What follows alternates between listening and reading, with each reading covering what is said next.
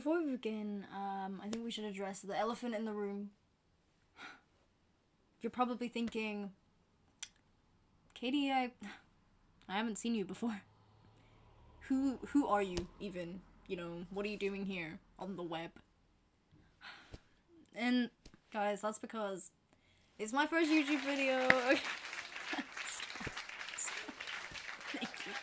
Thank you. Stop. Look, we all knew this would happen, right? You know, there was this one time in my first year of high school, back when I was like 12. And I was in, don't ask me what the class was called, because I actually don't remember it. This is actually so bad. I don't remember what the class was called. It was one of the social sciences, but it wasn't history, and it wasn't geography. It was to do with, like, the modern here and now, you know? And we were discussing media, as one does, and she was like, guys, let's go around the room and give examples of media, and everyone was like, okay, radio, newspaper, TV, film, the news, and I was like, wow, no one stated the obvious yet, let me, like, chip in here, you know, it got to me, and I was like, books. And then my friend told me later that stop. Because my friend told me later that this one girl in the class who had literally, like, she'd gone to my primary school, like, girl, we grew up together, turned to someone, I don't know who, and was like, oh, I actually hate her, she's such a nerd. About me. Because I brought up a book. Not even a book, I just said books. Do you know what? And I think that experience really sums me up as a person, and to her I say, this hate that you feel, it's gonna become loathing, even, because I'm not gonna shut up. You can't silence me. I like a book, or 80, or more than, you know, and you can't make me stop. I will be insufferable, and you will hate me, and do I care? No! Let's move on. I go back to uni tomorrow, and I was thinking, before I do that, and I'm parted from my bookshelf, why don't I just take advantage of the books I have here today and talk about all the books I want to read in 2025. You know, we just hit the new year, and what better time to plan out the next 365 days of my life with my reading. If there's one thing about me, I'm a planner, so this kind of feels like it has to be done. And I've seen a couple of people on the YouTube, and they've done like 25 books read in 2025. Guys, I don't have that kind of self-control. I thought about it. I was like, wow, maybe I could limit it down to 25 books.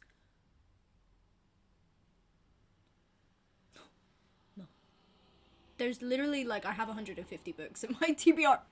It's so bad. Half of them, in my defense, are, like, plays for my university course that I bought because it was on the reading list, and then I got to uni, and they were like, oh, the reading list. No, I wouldn't worry about that too much. We don't really do that here. Thank you. No, it's okay, I don't mind. No hate to my uni course, guys. I actually love my uni course, and I couldn't care less. It was an excuse to buy books. Like, I bought books, and I will read them. Are any of them on my TBR for the year? Will I read them this year?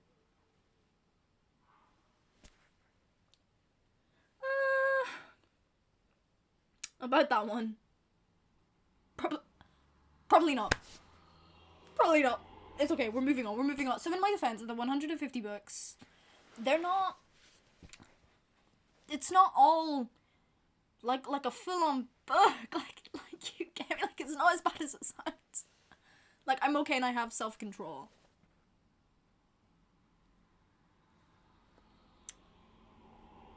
Yeah. Anyway, let's just get into it. So basically my point was, I can't be nonchalant, I don't know the meaning of the word, and here are my probably 50 plus books that I hope to read this year, you know? This is probably one of my most anticipated reads. I really want to read this, like, early in the year, but will I be able to? Probably not, because it's a hardback. And am I taking this in my suitcase to uni with me? I mean, I maybe could. And the offer is still on the table. Okay, yes, I've packed my suitcase.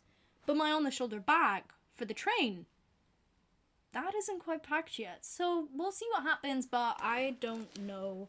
I already have a lot of books at uni that I will read last term. I'll be honest and say I read about 6. And I have like 9 or 10 there. That's not including, you know, the books I have on my iPad. So really, I should just make the load lighter for myself physically. Actually, when I came home and I was bringing books home, my suitcase was so heavy I was actually struggling to get up the stairs. And do you know what? I think I was in my home city coming up the stairs, last legs of the journey, right? And I'm pretty sure these guys were trying to ask me if I wanted help. They were like, hey, do you want any help? Do you want any help? And I literally pretended I couldn't hear them. I could not take the shame of what I was going through. I was like, headphones in. Also because they were men about my age. Men is a strong word, even. And do I trust that? Next question. So anyway, this is I'm Glad My Mom Died by Mom. It's actually I'm Glad My Mom Died. It's American, sorry. By Jeanette McCurdy. Yep. Sorry, did I say right? McCurdy? Yes. She was Sam on Sam and Cat, which, you know, was a show. I don't want to say I grew up with it, because I didn't really, we didn't really have, TV in my household, like Nickelodeon and, I don't know, Boomerang and stuff. We didn't really do that kind of thing, so I probably watched them, actually more so when I was, 12 or 13. So to say I grew up with them, not really an accurate statement.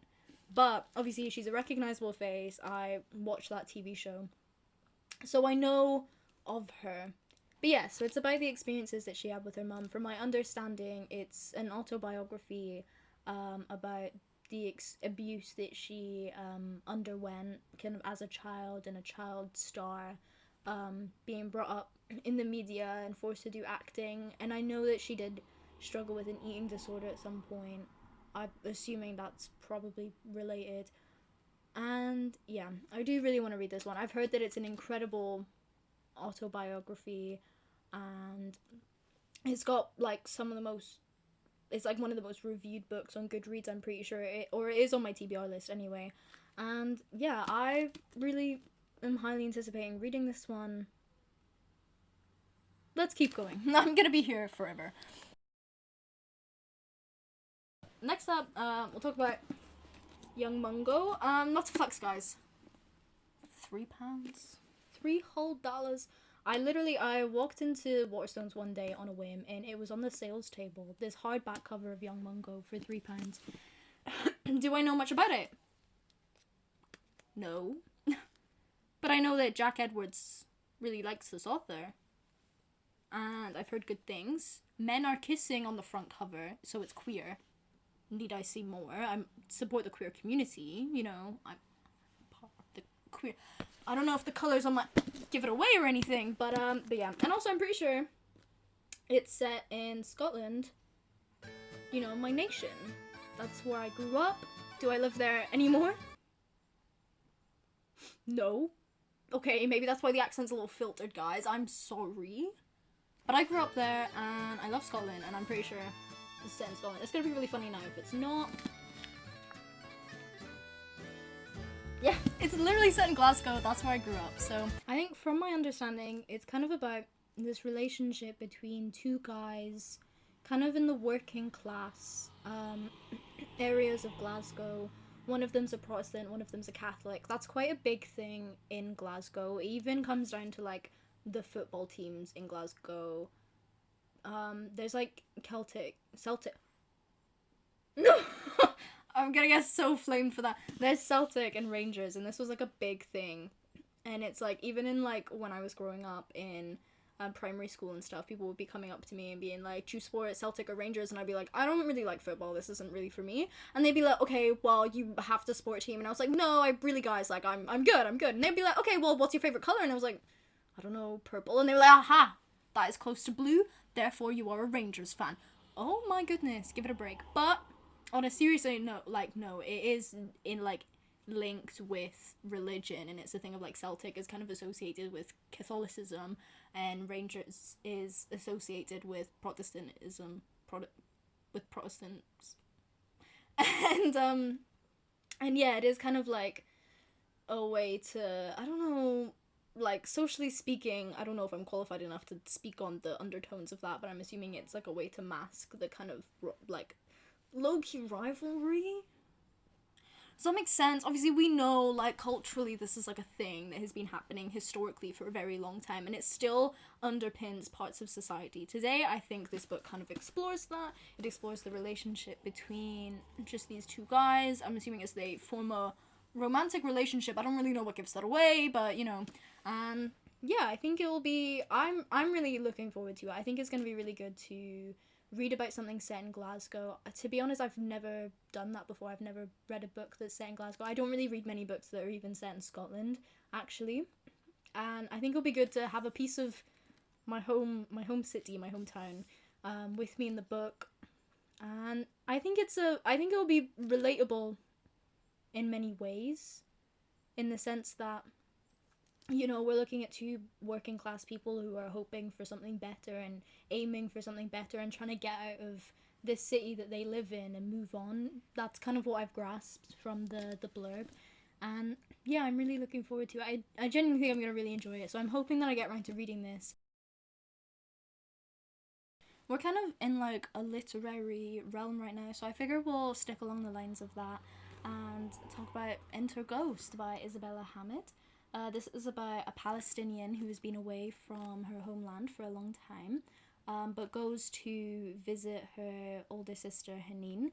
And whilst she's there, I think she's kind of exploring the community, but she also joins a theatre like troupe who are doing Hamlet, hence the Hamlet reference. And I personally love Hamlet as a play. I studied it last year for my English Lit A level.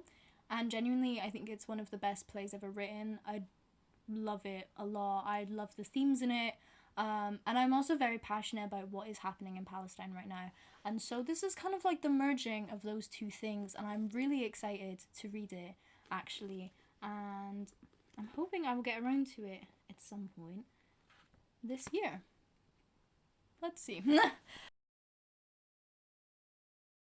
And then also, guys, I'm a little late to the party, okay? I know this is like a big thing that like people have been talking about, that people love. I've personally never read it yet. And I think it's about time. I think 2025 is the year for me to encounter Sylvia Plath, the bell jar. I've not even read like a Sylvia Plath poem, okay? I know about her, I know of her, I know bits about her life. But I've just also heard that she's an incredible writer who I'm assuming deals with feminism and mental health, and those are all things that I love in literature. And I'm just really excited to read this. I think it's going to be kind of right on my alley. I love a bit of I'm sorry, my words. Let me backtrack. I love a little bit of literary fiction. Next up we have The Collector by John Fowles. This is about a creepy old man who decides to abduct a child, a student, and take her to his house. But from my understanding, it's kind of about the way that this student needs to kind of like come to understand him in order to gain her escape, like, and her freedom, and the relationship that they kind of end up having. Not like romantic relationship, I hope. Like, I don't really know much about it. This is just what I'm going off of from the blurb. But when I picked it up in a shop and I read the thing, I was like, okay, this sounds really interesting. I'm really intrigued to kind of see how this book goes. I hope that it's good. I hope that it's not horrible and sexist. It is written by a man in... When was it published? In the 60s, I think. So, we'll see how it goes. But either way, I'm really interested, and I think it'll be a really interesting read. I then have On Earth, We're Briefly Gorgeous by Ocean Vuong. I hope I said that right. This is about a man who sends letters to his mum, who is ill, I think, and it's kind of about the relationship that you find out about through the letters, or something or other. I need to start reading the blurbs before I start speaking, because I actually have no idea what half of these things are, right? I just see them and I'm like, wow, popular? Do people like it? Let me add it to my cart. Like prime people whose opinions I trust said it's like one of the best things ever. Gags, you've caught me. I will buy it. So, do I know much about it? All I know really is that it's just an exploration of human relationships and emotions, and I eat that up every single time. It's a little skinny one. I do love a little skinny book. The cover is beautiful. What more can I say? It appeals to me. We have Open Water by Caleb Azuma Nelson. I think this is about two black British people who meet in a pub and kind of the relationship and connection that they form with each other afterwards. And again, I've said it before, I'll say it again, human relationship, human connection, emotions, literary fiction, undertones of romance. Need I say more? Moving on, we have Cleopatra and Frankenstein. You guys know this book. You know, we all know this book. It's been talked about for quite a while. I'm a little late to the train. There's a theme here. This gets worse as we go on. There's a lot of books that people have talked about. I still feel like I'm catching up. Like, I'm like, wait for me. Wait, I'm on my way. Obviously there's like literary references there. I mean, that's a historical one, but still. And I'm just really looking forward to it. I think the setting's going to be interesting as well. It's set in New York. That was such a bad New York accent. I actually apologize. I never said I was a professional accenter. So give me some grace. So I don't actually have this on me. I have it on my iPad. I can't lie, the iBook 99p deals, they really get me sometimes. And this is where a lot of the books on my TBR have come from. You know, like the 150 that I was talking about earlier. Yeah, if I see a 99p if I see a 99p deal, it really gets me. Especially if it's a book that I've been, like, thinking about looking at for the longest time. And I'm like, oh, wow, everyone talks about this one. Like, let me get it. Tomorrow and tomorrow and tomorrow. Don't ask me by who. I don't have the book on me. You know the one I'm talking about. Is a book that everyone is talking about, or was talking about, or however you want to phrase it. And it's about two video game designers who have been like working on projects together, and I think they come together to work on a project, and it's not really a romance, I think, is what I've heard. I think a lot of the time it gets marketed as that, but from people I trust, they've said that it's not really, again, it's just more of an exploration of the relationship that they have with each other, and that is one that I'm very excited for. I think I'm gonna really enjoy it. I hope I enjoy it. Another one is You've Reached Sam. Like, I really should have got up the authors for these. I'm sorry. Am I a bad booktuber? Am I doing my job wrong? You can't control me.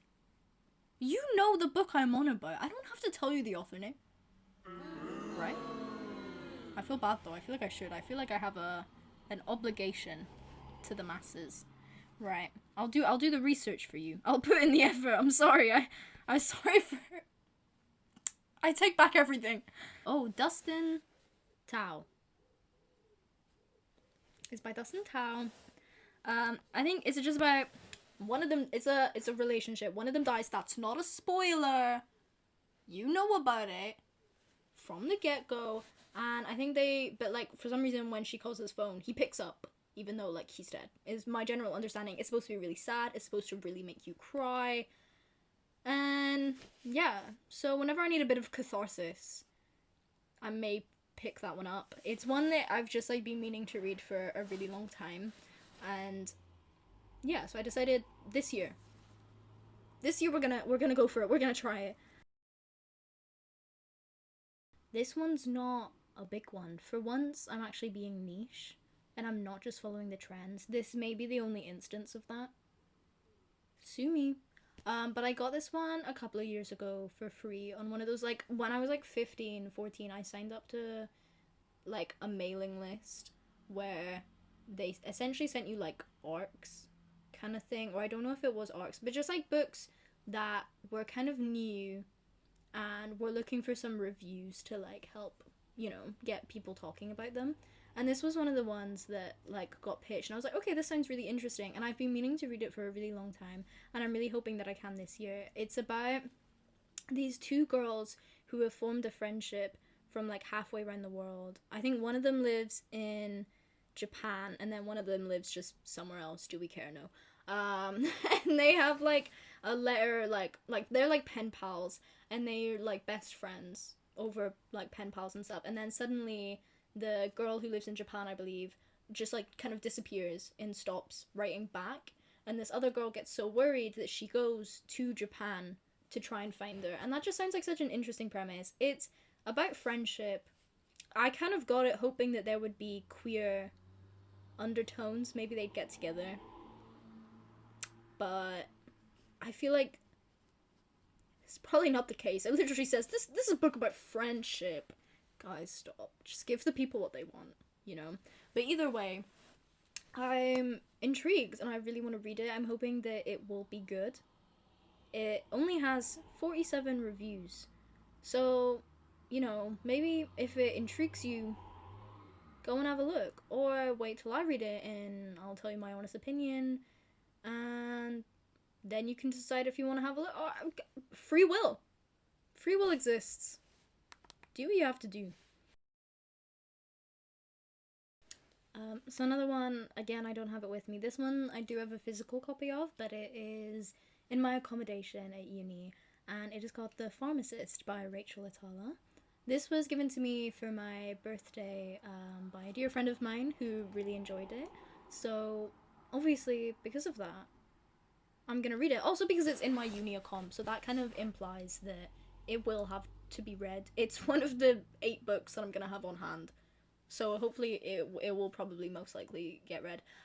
It's about the world has crumbled and fallen apart, and only some people make it into a bunker, right? And it's just like the dregs of the whole population, I guess, living in this bunker.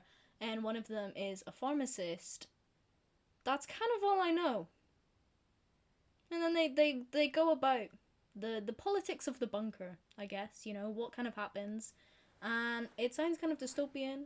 It sounds kind of sci-fi. I'm very intrigued. I don't read a lot of, I really enjoy dystopian, and I'm not a massive fan of sci-fi, but I can enjoy it at times. It kind of depends on the sci-fi book, to be honest. It's definitely not like my favorite genre, but I don't read a lot of them, and I think one of the things I really found is that I read a lot of fantasy, and you will see that later on. We're getting there. That's gonna be a lot of books in the fantasy genre. And then I was like, okay, let me branch out. And I branched out, generally into literary fiction, and then also kind of into thriller, horror, gothic, mystery, that general kind of vibe.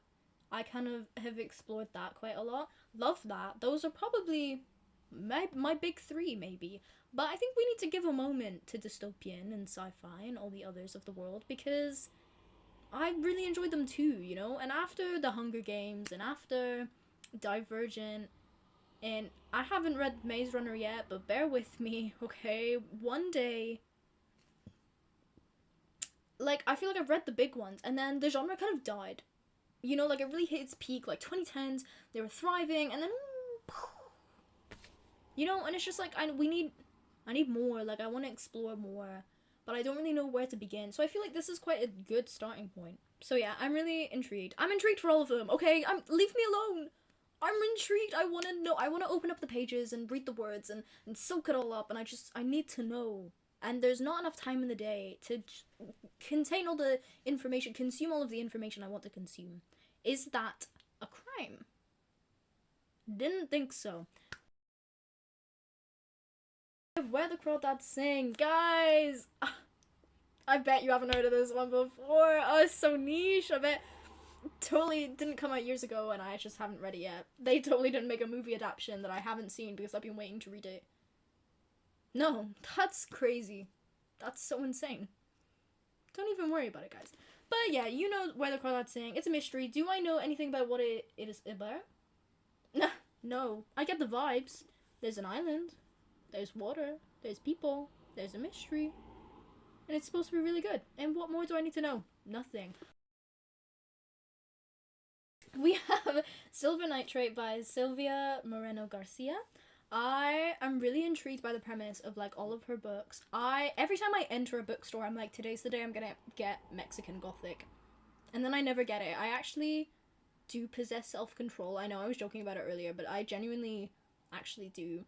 But also probably I have a lack of commitment when it comes to books sometimes. Like I get scared to commit to the buying of books unless it's a deal. Hence why the iBooks 99p books really catch me off guard, and suddenly I've paid. Suddenly they've taken my bank details and I've given it all up and I'm broke. I'm not broke, guys. I'm okay, I swear. And you know, the same thing, like if I enter a works, £5 or less for a book. Are you kidding? That's a deal. Let me grab it. If I enter a Waterstones, £8 for a book. £8 for the Mexican Gothic. Look, you sound great, but £8? Do you think I'm made of money? The thought of spending that much money on a book, like, I'm so used to my deals now that I'm like, do I splurge? No. No, I won't actually. But this one I got for Christmas. I don't know why, like, I go into a store and I'm like, yeah, let me get the Mexican Gothic, and then in the end for Christmas I was like, actually, let me ask for Silver Nitrate. Either way, I'm just so fascinated by the premise. Something to do with the film industry, something to do with cursed films. Horror, thriller, energy. And yeah, what more could I want? Then we have If We Were Villains. Again, so niche. You've never heard of... I'll let the bit go. I'll let the bit die. I'm sorry. I read The Secret History last year. Apart from that, I haven't really read, you know, how would you call it? Dark academia. The dark academia, like, how is that even a genre to me? I don't know. It's like a niche. Is it a niche? Well, it's like a niche thing that has become more, you know?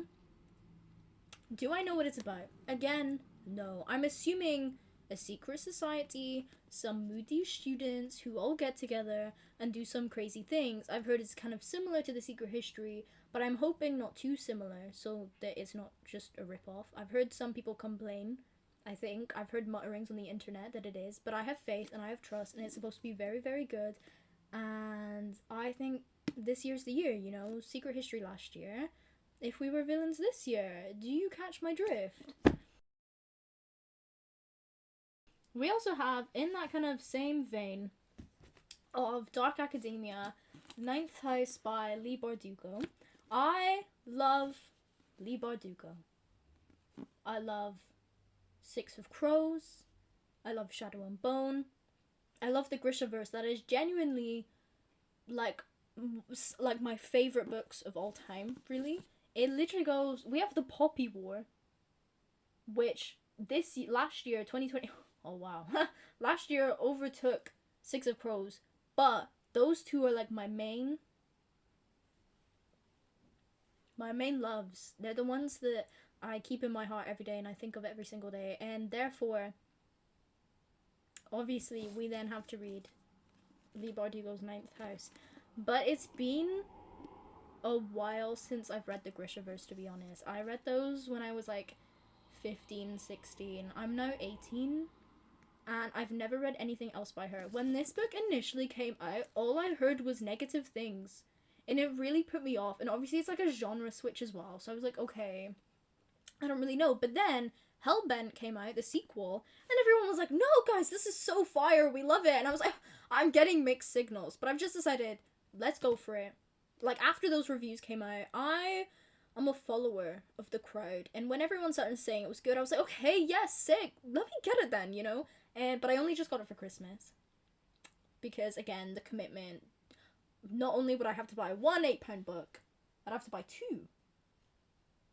That sounds like a lot. So I was like, okay guys, Christmas is coming up, what do you all think? Do you want to get me this series? So I have this one and Hellbent, but I figured I'd only, you know, pull up the one to hold. And yeah, I'm really excited. Do I know anything about it? Just really, I've explained nothing about the book. Guys, I don't know anything about the book. I know it's Dark Academia. I know it's by Leigh Bardugo. Did you expect me to ask any more questions? Guys. We then have the picture of Dorian Gray. I'm very, very grateful to have received the cloth-bound classic edition. I don't have the cloth-bound classic edition of any other classics, but for some reason this one felt like I had to, because I've heard such good things. Everyone really likes this one. All of the other classics that I would have got like a cloth-bound, like that I think like deserve it, I've already kind of read, and I'm always a thing of like, why buy a book if I've already read it, you know? So, but this one, it's got queer undertones, it's about a guy in a portrait, and other things that I don't actually really know. I feel like this one's an embarrassing one to not know a lot about. Guys, the vibes, the energy of the book, like, I'm there with it. I figure we'll finally move on to fantasy. This is gonna be the big chunk. I have a lot of fantasy to get through. Let's try and go quick. We have the Atlas 6 by Olivia Blake. This is a very famous trilogy, you know, I feel like we've all been talking about it. It's got found family, it's magical. That's all I know, but you had me at found family, to be honest. That is my ultimate trope. I then have A Tempest of Tea by Hafsa Fazel, or Faisal. Sometimes I just hope if I say it confidently enough, people won't question it. But I'm also very aware that I'm probably just saying it really wrong. And I actually am really, really sorry. It's about a tea shop, vampires. It's kind of Dark Academia vibes. It's the first in a series. The second hasn't come out yet, which is something that I don't normally do, because I'm the kind of person where if I read a first or second or however many books in a series but I don't own the rest of the series, will I ever go and buy the rest of the series? It doesn't matter how much I enjoy it, but eventually enough time will pass where I'm like, well, you know, it's been a while since I read that. I feel like I can let it go. Or, you know, it's been a while since I read that. If I had to get the next one, I would also then have to reread all of them. But I'm so busy trying to consume new media, new books, that I don't feel like I have time to go and reread things. I don't really reread things often because I'm like, okay, like that was good, but like let me just go and have more and like have it be new, you know? That's just the kind of person I am. So, but this one, when I saw it in the hardback, it had like some money off in Waterstones. You know when they just have like the £3 off. I was like, okay, you got me. And it was an impulsive buy, but I'm actually really, really excited. I've heard a couple of people though who have been like, oh, this sounded really up my alley, and then not enjoyed it. But I've also heard people absolutely love it. Vampires isn't something that I have explored really since Twilight, so I'm also just kind of intrigued to see how I feel about the vampires thing. Also because obviously Leigh Bardugo just came out with The Familiar, which I think also has vampires and stuff in it, and there's a couple of like thriller horror books that I'm interested in maybe reading that also have vampires in, so it's also kind of just like a test the waters. How do I feel about vampires now that I'm 18 and, you know, I never had a Twilight phase, but Twilight's like kind of, I mean, it's not gone, it's still very much alive and kicking, and we love Twilight, right? Do we? I don't, maybe I take that statement back. It's alive and kicking, for sure. And yeah, but I just haven't read anything with vampires since. I felt like, let me explore it again. Let me deep dive into those waters again and just see how I feel. Because I think like the themes and the vibes, they definitely do have an impact on my reading experience, at least. Like there's just certain like scenarios or themes that I just don't really like, I'm partial to. For example, I was reading a book about like an alien invasion, and I just realized while I was reading that maybe aliens and that kind of field of themes and stuff just isn't for me. And I feel like vampires, it's one of those things where it's like, okay, do I enjoy that as a concept, you know? So we'll see.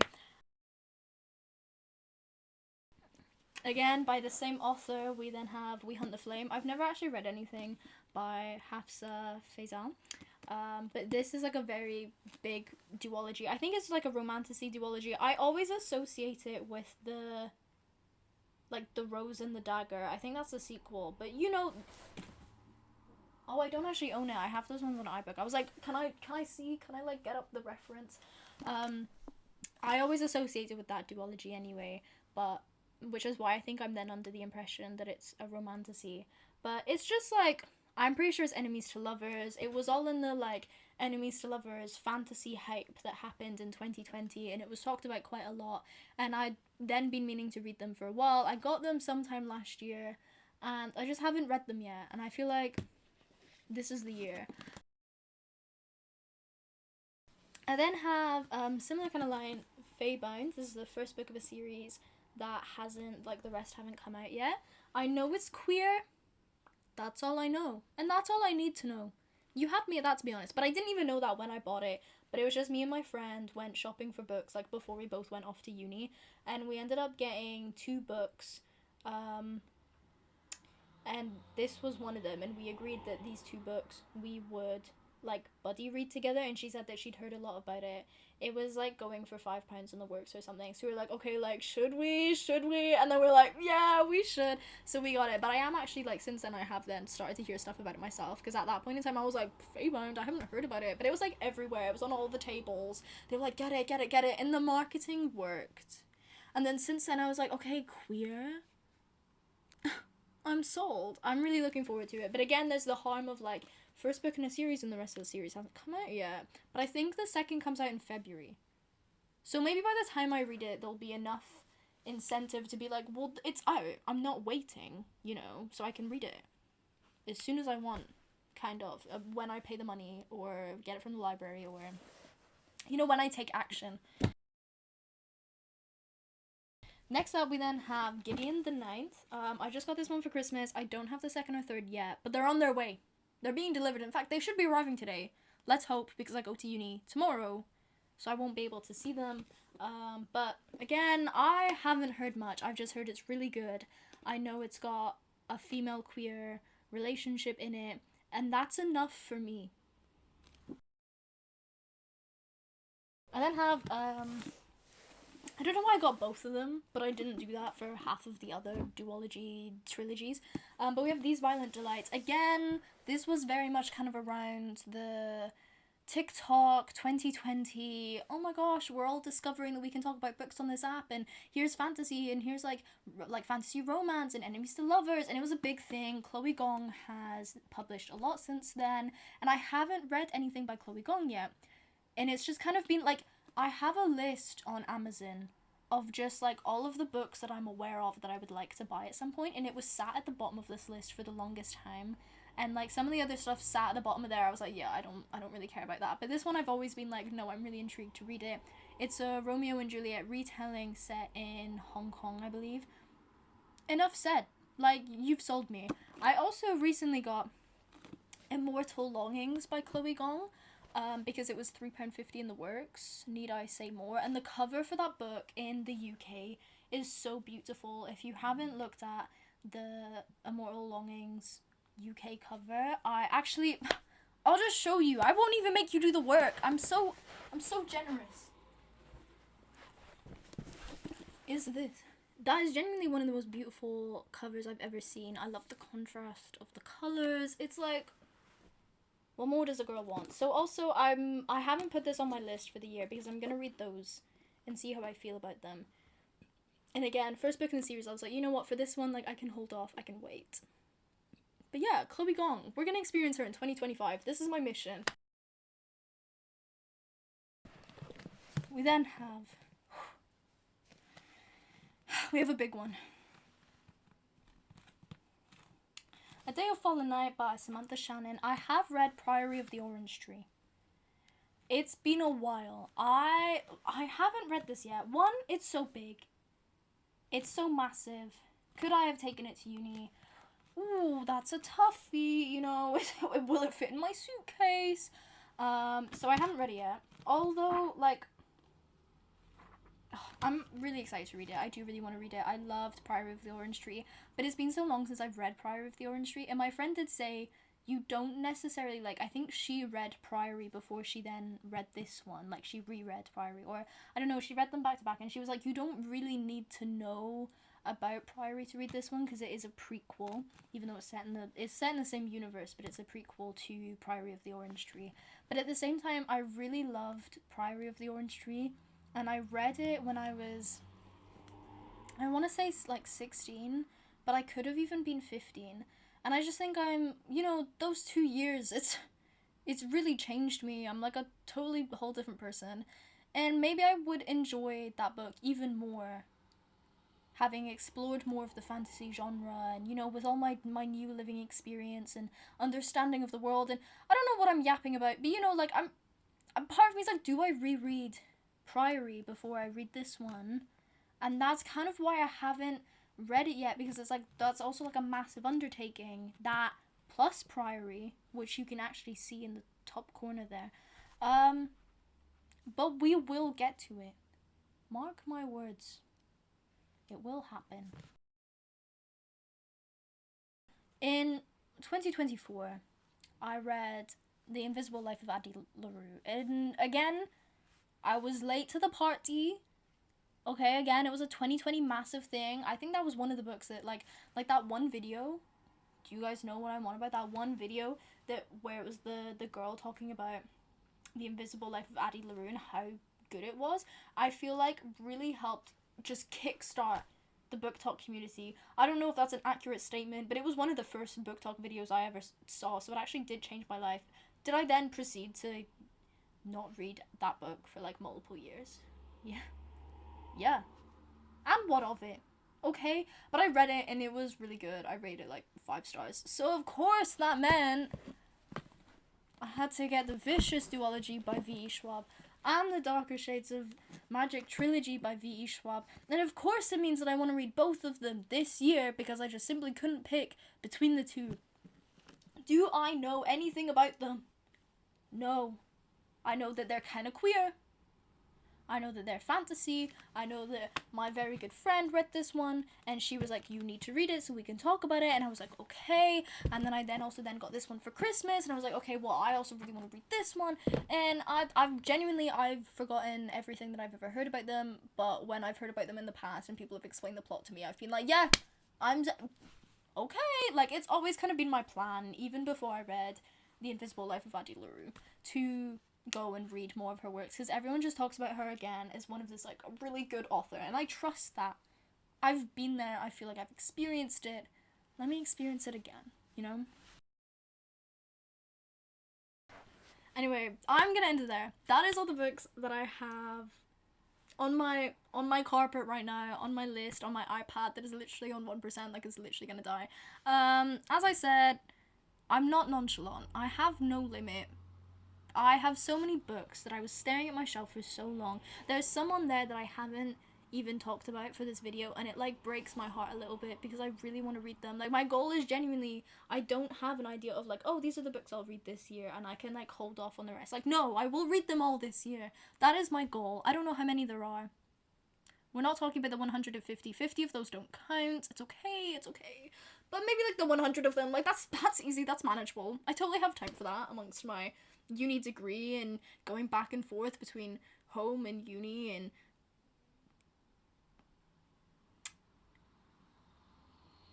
I only set myself realistic goals. I hope that wasn't too chaotic. If you made it this far in the video, then I genuinely thank you with all my heart for listening to me and putting up with me. This was not, like, informative. I feel like people watch these videos so they can be like, okay, let me find out about, you know, some books that I should have on my radar, and then you literally just sat there and listened to me say, oh, I don't actually know what happens in this. I don't actually have an idea of what this book is about. I just heard it's good. And I think that sums me up as a person. Sometimes I don't ask questions when maybe I should. You know? But I hope this was entertaining. I hope you enjoyed it. You know, let me know in the comments what books you're looking forward to this year. Let me know if you've read any of these and if you enjoyed them.